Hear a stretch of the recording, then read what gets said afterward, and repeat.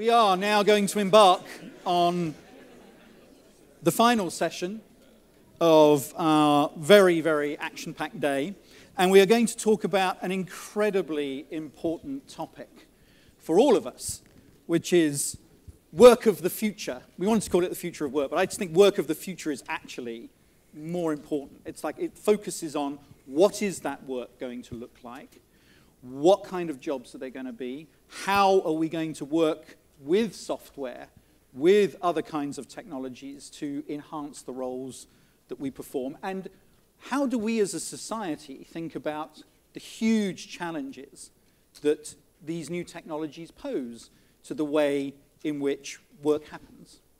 So big, big subject, and I have three great panelists with me to discuss it. And I'd like each one of them just to very briefly introduce themselves, 60 seconds, about you and your company. Rebecca, would you like to start? With pleasure. So I'm Rebecca Scholl. I work for Genpact, was with Xerox for 13 years, and prior to that was an analyst at Gartner. Genpact was a spin-off from GE 20 years ago. It was GE's internal shared service center. It was spun off to run back office and middle office processes for large enterprises. And I'd say we're now in our third phase of our four-phase transformation. And speak of digital disruption, you know, when you have 70,000 employees, a lot of them doing data entry and transaction processing, that's a sector that's being significantly disrupted. So first phase, we were a leader in business process outsourcing. 5 years ago, we started incorporating digital technologies such as robotic automation and workflow into the work that we do. Last year, we decided we would actually be selling digital services. So we acquired a company in dynamic workflow out of Israel, a company in artificial intelligence and computational linguistics out of Boston, a company in design thinking and customer journey mapping out of Boston, and one doing drones for the insurance industry also out of Boston. So you like Boston, obviously. I don't know. The weather's great there. I know.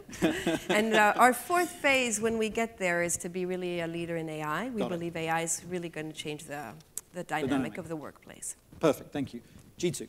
So, Jeetu Patel, I'm the Chief Product Officer at Box. And interesting story, I was coming in this morning and I decided, oh, this is going to be a casual environment. So I was in my sweatshirt this morning, and then my assistant, where is she? Is she around here? She looks at me at the airport just mortified, going, what are you doing? Why are you so sloppy? So as soon as we landed, we went to Nordstrom so I could get an outfit. So, the future of dressing. Future of dressing. I don't know if you folks are familiar with Box, but we are primarily a cloud content management and collaboration company, help people do a more effective job at collaborating with each other and managing content within the workplace. And if you think about the higher order bit, there's about 500 million knowledge workers in the world. Each one of them spend about 8 to 12 hours a day at work. And the way in which most of them kind of work with content hasn't fundamentally really altered or changed in the past 25 years. And so that's the mission that we're on, to go out and see if we can help transform that. Fabulous. Oren. Hi, I'm Oren Goldschmidt. I'm president of Pivotus Ventures. My career, I spent the last 10 years or so working with corporates in different models, trying to combine startup models and corporations, which is sometimes a thankless task, but an interesting one always. And Pivotus Ventures is latest iteration of that. So I'm working with a consortium of banks to look at how to transform retail banking. Great stuff. So let's dig straight in. Start with AI and how artificial intelligence is equipping workers for future roles, or the work of the future. Rebecca, I know you're looking at this quite closely. Could you just tell us a little bit about how Genpact is addressing this? Right. Well, so work, as we define it today, really, is the exception processing of tasks that can't be automated. And the more we're able to automate these jobs through AI and through other digital technologies, the more we're really fundamentally addressing that last mile, and it's fundamentally redefining what work is, right? So looking at how AI is impacting work, there's really three ways. One, obviously, there are jobs that are being impacted, mainly through simple automation for the basic rules-based processing jobs. Second, there are a number of jobs that are being enhanced, and today we've heard a lot of examples of those. We heard Kiva talk about the flare stack operator, right, whose job is now being much safer because you have the drones handling it. We heard Susan talk this morning about the HoloLens enabling the engineers to interact with the aircraft manufacturers. We heard Robin talk about how through training with VR, you're able to train the drivers to extreme conditions. So there's a number of ways that you're taking the pain out of a job. And let me give you one other example, one that we've been working on, where it's not about taking the pain out or enhancing productivity. It's about really fundamentally changing the value proposition of a job. So take wealth management. Wealth managers today are advising high wealth individuals on their portfolio investments, and they have tools at their fingertips, reports, whatever. But they tend to be somewhat reactive. So suppose 3 years ago, I write an email to my wealth manager saying, sorry, I can't make it to our appointment today. My daughter is doing her 8th grade graduation, and it's a really important milestone. I can't make it. Let's reschedule. That email is sitting in the archives of the wealth management company, and 3 years later, this is unstructured, this is dark data. 3 years later, through natural language processing and computational linguistics, you can extract that information, and I can get an email from my wealth advisor saying, Rebecca, I hear your daughter might be of driving age. Here are 3 insurance companies that I can suggest to you. Right? As a consumer, and as the mother of a daughter who totaled my car an hour before she took her driver's license and was not insured, I would have loved to have that email proactively sent to me by my wealth advisor, right? But that fundamentally changes their job, right? To being much more proactive, the nudge, right? So that's one example. I don't know if you have others. You're nodding, Jeetu. Do you want to? So we, the way that we think about this from Box's perspective is the way that people will engage and interact with content to get work done in the next 5 years will be completely different from the past 25. And it's largely because of a confluence of 3 factors that have come together. One is your content's in the cloud. 2 is you're going to be able to access it from a multitude of different modalities and devices. And 3 is there's an advancement in machine learning and AI that's actually pretty profound. So I'll give you just a couple examples, one in maybe productivity, one in security, where this will actually be pretty meaningful. So the pattern, the way that people think about content today is they want something, so they either browse for it or they search for it. But what ends up happening when your corpus gets larger and larger is content's one of those few areas where the more you use the system, the harder it gets to use, because you actually have more content, so it's harder to find it. And so what you want to do is actually extract meaning rather than just get the information. So wouldn't it be nice if you just asked a question and got the answer rather than getting a list of documents that you then have to open up to get the answer? So if I'm an insurance policy holder and I want to know what my policy coverage is, rather than saying I'm going to search for a document, find the document, go to page 47, and find some legal mumbo-jumbo that tells me what my policy coverage is, I should just be able to say, what is my policy coverage? It knows based on my voice what my password is. My voice is my password. It actually finds the document, extracts the information, and tells me my policy coverage for life insurance is $2 million. And that would be a world that we live in where, maybe half the times you won't even have to open up a document to get the answer from what's in a document. That's on the productivity side that we imagine will be in the next few years. And then the second area is maybe in the security side of the house too, where if you think about the behaviors and anomalies that might be occurring. Jeetu is about to get fired, or he got fired. Aaron didn't like him, who is our CEO, and so he said that, Jeetu, tomorrow is your last day, and all of a sudden today I start downloading 3 terabytes of data. That would be an anomalous behavior that probably should be flagged, and I should be stopped before I actually complete that activity. And so any of those kind of, things where machine learning algorithms can actually help with predictive analysis. The third one that we already have in production right now is based on who I am, who I interact with, and what I might be doing, the system starts to automatically recommend content to me rather than me having to search for content. So it comes up in my feed. And so those are just examples of how I think AI will fundamentally alter the way that we interact with content and make decisions as a result of it. Great. Oren? Thanks. Yeah, and I'll give you a really practical example from the things we've been doing, and that's, so we work with retail banks, and we work a lot with mid-sized retail banks, and that's talk about a traditional industry that's facing disruption, right? It's, which is the most interesting place to do innovation, is these traditional industries that are facing real disruption and haven't found the path forward yet. So for those retail banks, you look at the way they're structured and the way they've invested. You've got a third of the workforce, at least, sometimes more, sometimes less, but you've got a third of the workforce that is customer-facing, right? They have grown up, they have been trained to people, bricks and mortar, physical branches, and to provide personal retail experiences. And if the path forward becomes, hey, everyone's doing it digitally and everyone has a mobile banking app, then those jobs go away. But what we've been doing is looking at it differently and saying, actually, that's an amazing asset. That culture of service, that those years of experience in financial matters are a real asset. You cannot deliver them through the physical space anymore. That's not going to work because people aren't going into those physical spaces. Right. But what you can do is start delivering them through digital channels. And if you do that, that's where AI comes in and changes those jobs dramatically. They're still about relationships. They're still about servicing customers. But they become augmented by, so once you start having that customer relationship through a digital channel, through chat, for example, you've got all that text data. And now you can build on that, and you can help that single associate serve 3, 4, 5 times as many customers as they're able to serve in a bricks and mortar location, or even on the phone.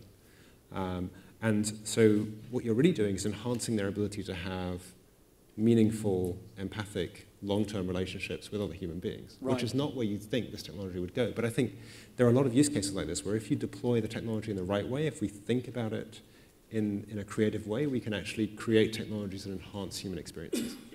So there's the sort of AI augmented human, and then the flip side clearly is that the first kind of wave of automation was taking out sort of basic manufacturing jobs. Vijay showed a map at the beginning of where most robots are up in the northeast. But this wave is kind of like moving towards taking out knowledge workers. I mean, it will displace, and depending on who you believe, it's anywhere from tens of millions to hundreds of millions, potentially larger numbers of jobs. But there's also the view that actually we're going to create lots more jobs, but maybe we're going to need a totally different set of skills for those jobs. How do we think about? How should we think about training for the future? And I'm thinking, the graduates who are coming through, or the students coming through the system today at UC Irvine and elsewhere, but also people who are already in jobs but need to be retrained for different jobs. I mean, what kinds of skills, what kinds of challenges does this pose for us as businesses, and what should we be thinking about? Jeetu? Maybe I think it would be good thing as we are getting out of school and getting into the workforce, if any of you or folks are in that mode, to just have a little bit of a mental mind shift. And I'm from Silicon Valley, and I think we have a very kind of reductive view of how technology adds value to society, which is there's this very simplistic view that disruption is always good, and it always has a net positive effect. And while that might be true statistically, what I think ends up happening is your coal mine worker is not your next artificial intelligence programmer. And so when a disruption occurs, what ends up happening is there are people that get displaced, sometimes almost permanently. And I think it's the responsibility of the industries that are disrupting, that are doing the jobs of disrupting, that probably should take a little bit more responsibility of reskilling the workers in the society at large. And I think if we don't do that, we are probably being slightly irresponsible, because these are real lives that if you have someone who's a coal miner at 48 years of age, and then all of a sudden their job goes away, and there's no kind of program for reskilling, that person might have another 12, 15 years of their lives where they've kind of hit rock bottom. And I just think it's wrong for society to do that. So the first thing I think we should do as collectively as a society that's thinking about this is AI will have a net positive effect, maybe. It might have a net negative effect, don't know. But whatever effect we have, we need to make sure that the reskilling starts happening where we don't just think that it's going to work itself out because the macro numbers start to work itself out. Because I think that would just be wrong for society as a whole. Yeah. And then from a skills, So I applaud you, but the question is, yeah, what are you I going didn't to do answer the about question. it? What are you going to do about it? I mean, you're part of that Silicon Valley. What should we be thinking about? How should we be dealing with this? Yeah, so I think the way to think about it is, you know, it's a, when there's a major disruption that's occurring, firstly, don't think about it in zero sum and make sure that there's a path for how we can actually start training a certain set of workforces. So for example, I'll give you a couple examples. Like there's going to be some really interesting new category of jobs that start to emerge as a result of AI, and there'll be some jobs that go away. Like for example, I think there'll be a job category for chief ethics officer. That'll be a pretty interesting job that comes about as a result, because you'll have to start to really think about what the ethical ramifications are when there's bias with AI. Algorithms and models that needs to be thought through, and what you do about that. So one way that we can all, as we start working with AI, is start thinking about some of those problems, because as we're seeing with Facebook right now, like there's going to be some pretty monumental impacts that will start happening, because the beauty about AI is it operates at scale. So when you start doing something, like in there's a very large implication to that in a very short amount of time period to society.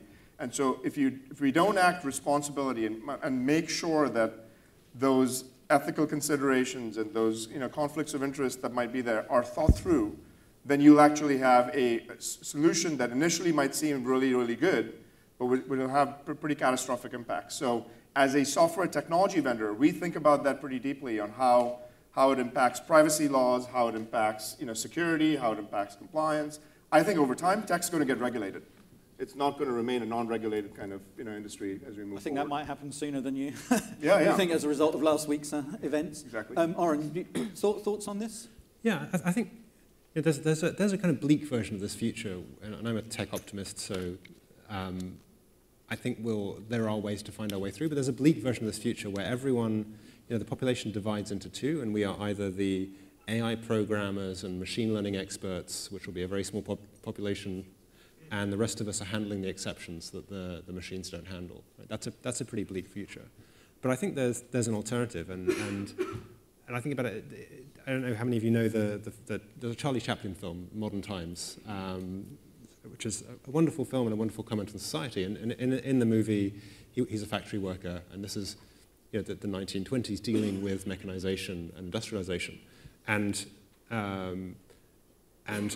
in the film, one of the things that happens is the machines are now, the human laborers are needed, but the machines now need to make the humans as efficient as possible. So the machine kind of tries to feed him a sandwich and wipe his mouth, and it's a Charlie Chaplin film, so it goes horribly wrong, and it's hilarious. But it's very serious, and in the end he actually gets, he's traumatized and goes and runs amok in town because of the horror of this mechanization.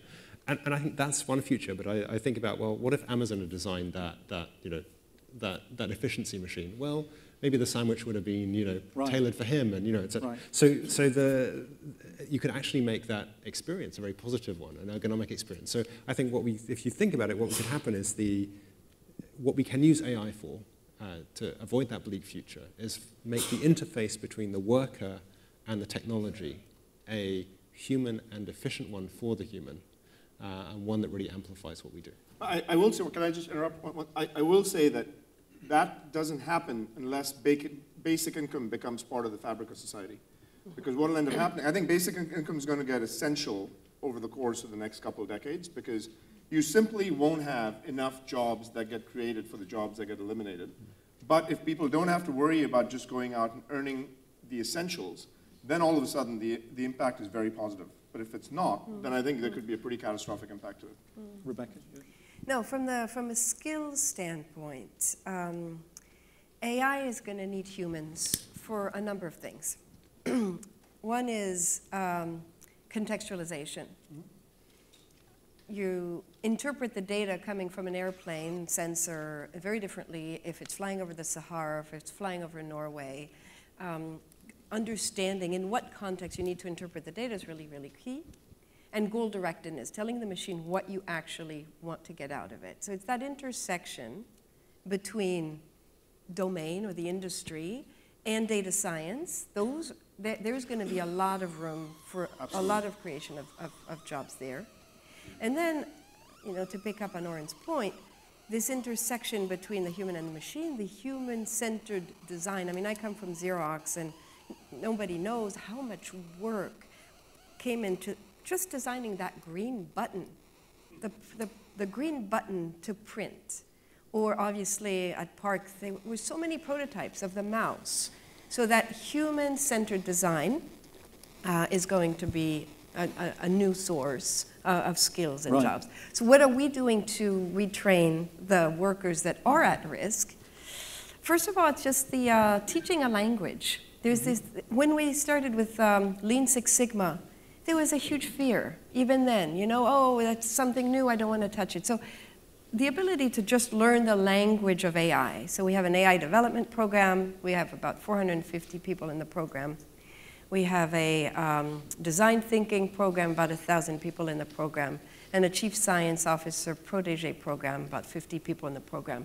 That's for our employee base. I can't speak to a broader kind of economic impact. Right.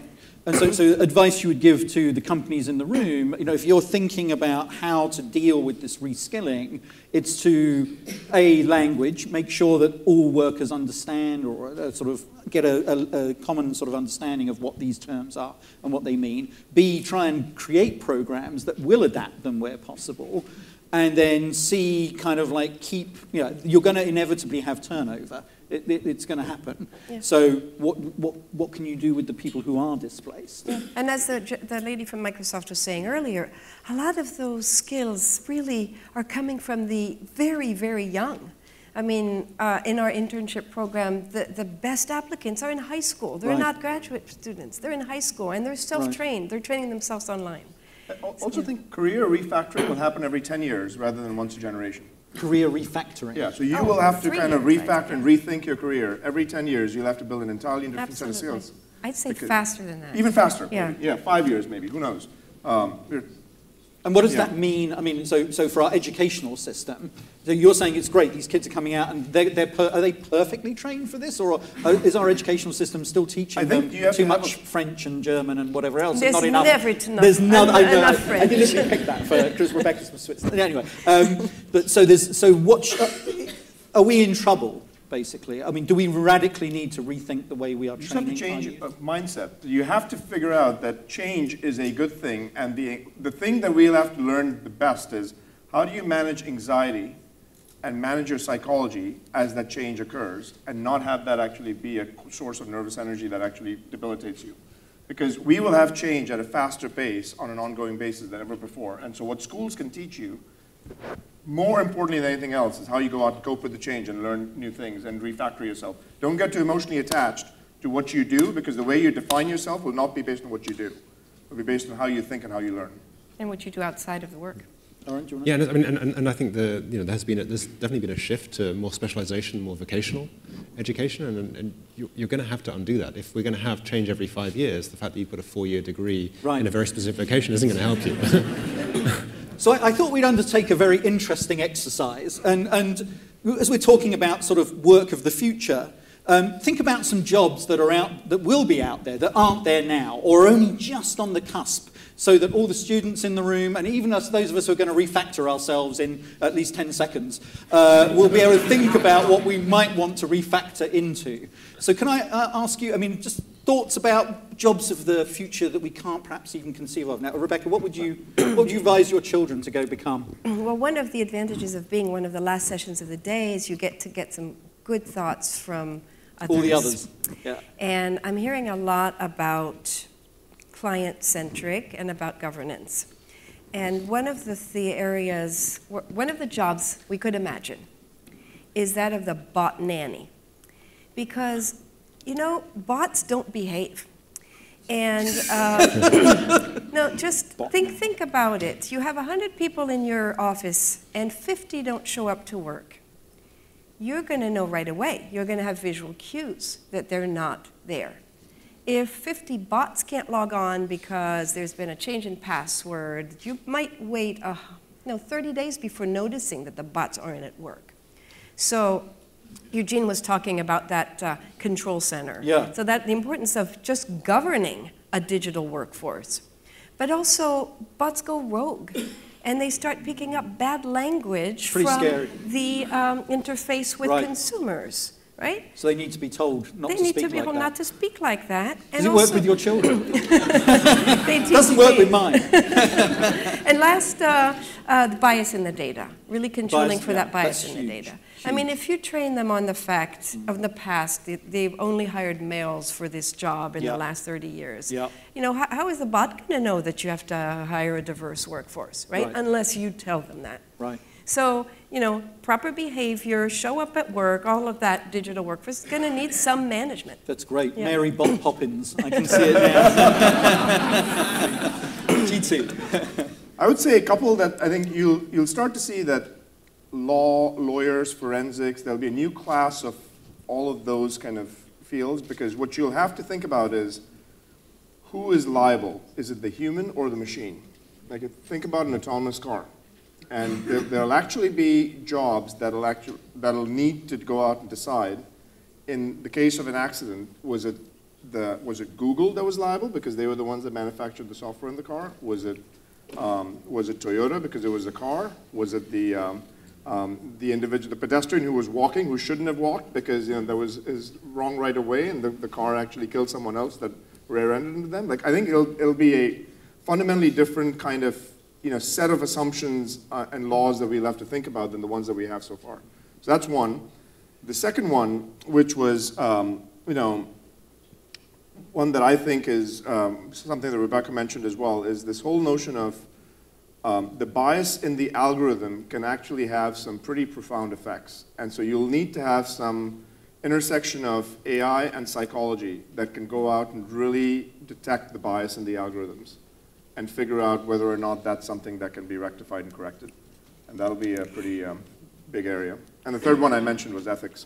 I think just to pick up on that it was really interesting that I think it's Nick from Heal was saying that they spend a whole hour doing just face-to-face interviews to really understanding. I mean, in design thinking, when you're doing these interviews, you have to spend a lot of time empathizing with the person you're interviewing before you start automating anything. Right. And so there's something there, that mix of empathy, but enhanced with data, that we're probably not really exploring enough yet. Great. Yeah. Oren? I think there's a kind of trend in 2005 onwards, right? You had to hire a user experience person, and you had to have a UX department. And if you think about what AI does to that, that completely goes away. I mean, the information design, the design principles that were part of UX are becoming much less relevant because the machine is doing a lot of that thinking and presenting of information. So that job is going to radically change into one that looks at how the AI can interact with the user to maximal effect. Got it. And do you think of, so that is a role, you think, or will there be other kinds of, that's a role? I think that's a role that we'll need. I think we'll need somebody who looks at the ergonomics of how AIs interact with humans. Very interesting. So I have just a couple myself, which tells you more about me and my children than anything else. But the first is digital athlete. There is a gentleman called Clement Ivanov in Estonia who is making $1.6 million a year from playing something called Defense of the Ancients 2. And he is remarkable because apparently he can manage an entire team. He's known as Puppy. And he thinks that in future there is going to be a $2 billion a year digital sports industry, and this Irvine, I think this whole area is big in esports. I think you mentioned there's a drone racing. I don't know if drone racing is going to be huge. I'm just interested because all he does is sit all day in a chair and play video games, which is my son's dream. So and apparently it could, and I'm not joking here, be an Olympic sport in 2024. So, job of the future. We had an email this week from a reader who said that apparently they are going to become a future digital eroticist I am not entirely sure what that means. It has something to do with VR and something to do with something else, but we will no doubt be writing about that very soon. And then the final one is a digital death archivist. Because when you die, there is tons of digital information about you everywhere. Right now, what do? We curate photos, we curate memorabilia, but what about all our digital exhaust? Who's going to curate that and look after it and build? So obviously 3 incredibly bizarre, but nevertheless perhaps promising jobs for the future. But I think the way we're thinking about this, it's just like we need to think radically.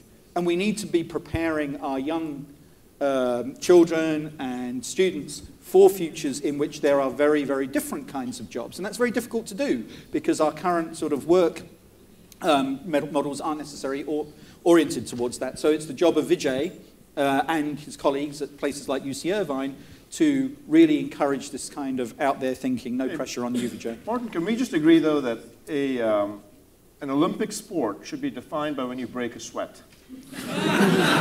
You should see Clement Ivanov. He is sweating like anything. It's the arc lights, and he's on Twitch, and he's got like 2 billion followers. I exaggerate, but nevertheless. I'd like to just open to the floor. Any questions about digital? No, not that, but anything else that you want to ask? Or new ideas Question of over jobs. Here? Yeah, new ideas. If you can contribute your own ideas for future jobs, I would be very grateful, because don't say future digital journalist, because I need to keep my job. Please. So my question is sparked from a comment that Rebecca made. And sorry, could I ask you for your name and your company, and also turn the mic on? Yeah, my name is Michel Schnaz. I'm an MBA student here at UCI, Okay. MBA 18, and also a VP of Business Development and Strategy at KVP, Vet Okay. Industry. Great. And again, it's a question inspired on something you said, and really geared towards the future of work. And you mentioned something related to what you do after work. And I believe that that's really where the value is, because that's where people's passions lie. And we spend way too much time wasting at work. Yeah. So how do you see the future of work in the sense of, do we really need to spend 8 to 12 hours at a job? Yeah. And now that with AI and automation and everything else, and one last part to the question, do you think, or is it in the radar, that a government should pay people a salary? We're starting to see that. The universal income. Yeah, I mean, you would have to start with that if you can really free the people to do what they really enjoy, and the machines take care of the rest. No, I mean, I'll just say that there is the productivity paradox. We can't really get away from that. We were talking at lunch at the round table that with all of this technology, do we really have more time? Do we really have more time to think? And what do we do with that extra time? Do we actually use it to create and ideate? Right? That would be the ideal. You free up all the menial tasks, and then you use the extra time to create and ideate. And I think, what Vijay, in your opening comments, in a software-driven world, ideas are the capital. Is that happening? Is that happening? In the model with the universal income, the machine's taking care of all the jobs, and then you do what you love. If you do what you love and you have endless time, yeah, I think you really get to ideation and to real innovation. I'm just doubting the productivity paradox, though. It's just, I wonder about it's slightly philosophical, but the notion of the machines take care of all the necessities. Like, what are necessities today versus necessities 100 years ago? And are we just going to see what people consider necessities accelerate faster than we can build machines to take care of them? Which suggests that, I mean, there'll still be a lot of displacement in jobs, but the idea that we will have all this leisure time, I think the market will create demand. Right. Maybe I'll add one more thing to what these folks said, which is, I think if the goal in life is fulfillment, not happiness, right? Because they're very different things, because you can seek happiness, but I think happiness is a derived outcome out of fulfillment. Then for fulfillment, the human brain is wired to not do repetitive tasks. So there is an argument that can be made that if you actually take away the repetitive tasks that you have to do, that you would actually increase your fulfillment because you'd have deep thinking. And with deep thinking, now what I think has happened with technology thus far is long-form reading and deep thinking has actually taken a toll with the new technologies that have come out in the past decade and a half. In fact, I think I'm an more inferior human being today than I was when I was in my 20s, because my attention span is lower. Like I'm reading a book and I pick up my phone. Right? Like it's so screwed up because like you shouldn't have to do that. Right. But so I think there is an opportunity as you clear off the repetitive tasks and tasks that are mundane, that you might be able to redirect your time into thinking about deep thoughts, and those things will then derive more fulfillment, which will then get to more happiness. Great, thank you. There's one more up there. Yeah. So they go to the lady first, and then the gentleman. Oh, yes, go to the lady first. Only because she's just behind you. Thank you. I'll give it to you next. Hi, my name is Sue Paternack. I'm the Chief Learning Officer for Tribune Online Content, or TRONC. Oh, yeah. And we are, by the way, Washington Post's first ARC customer. Fantastic. So we can talk at cocktail hour. Yeah, I love that. I'm also on faculty here at UC Irvine. Okay. And so everything about learning and training has been part of my 30-plus year career. So I have a couple of comments about the learning aspect. First of all, we did have an opportunity in the last decade when there was outsourcing and offshoring, to Jeetu's point about thinking about the downside effect of what would happen to workers who were displaced and nothing happened. And that's why we're in the situation that we're in. We have an oversupply of people we have low demand for, and the reverse, right? So where are we today? We can learn the lesson of what happened last time. There were no corporate incentives. There was no systems thinking in terms of if a company in this industry makes this change here, how does it affect an opportunity for that industry over there, as an example. The green energy industry may be able to take up work for these coal workers for jobs that, you know, Amazon or some other company let go of, or a coal company. So there hasn't been any systems thinking from the whole ecosystem. Secondly, from a corporate standpoint, you know, we do need to make up for the fact that our education system is not equivalent, right? Irvine and East LA. Apart from UC Irvine. Right, you know, the public school systems are not putting out equivalently educated and capable people. So that, you know, that is a point of intervention. And at a corporate level, rather than thinking intermittently about learning and training, we need to really foster a culture of learning so that we're not being reactive every time we're thinking about getting a whole workforce laid off. So if we are more proactive about pushing as well as pulling that learning and making it a culture, then, you know, we can kind of keep fostering that. So just those are like a couple of points I wanted to contribute. Great. Do you want to take the... Then we'll take it together. Hi, my name is Jula Kong. I work for Ernst & Young Corporate and Growth Strategy Practice. And recently Jack Ma said we should not train people for knowledge, but for soft skills. And Elon says learn physics. How would our soft skills versus physics? Which one would you go for? Go for where your passion is. You're going to need both. Yeah. Jeetu? I actually think this is one of the few times where I'd say you need both, because I think there's a risk that automation makes you dumber, because there are certain things that if you intrinsically understand, you can go out and solve problems in a much deeper way, and I think physics is one of those. I sucked at it, but like I think people should learn physics. Oren? I agree, you need both. You sucked at it too. And that too. But what they have in common is that they're very broad, right? Yeah. They teach you a broad... I mean, I do think one point, just to Lady's comment there, is that we do need to think about demographics. I mean, we don't talk about that, but we have right now we're at full employment, practically in the US. It's pretty unusual. But in 10, 20 years' time, we have a massive demographic challenge coming. We are going to have a whole generation of people, boomers like myself, who need to be looked after.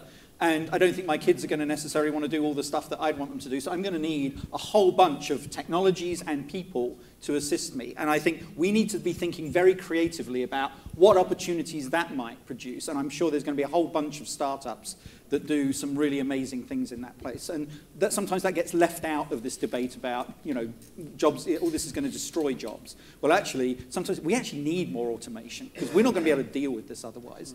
And on that note, ladies and gentlemen, please would you thank my 3 bots here who did a fantastic job.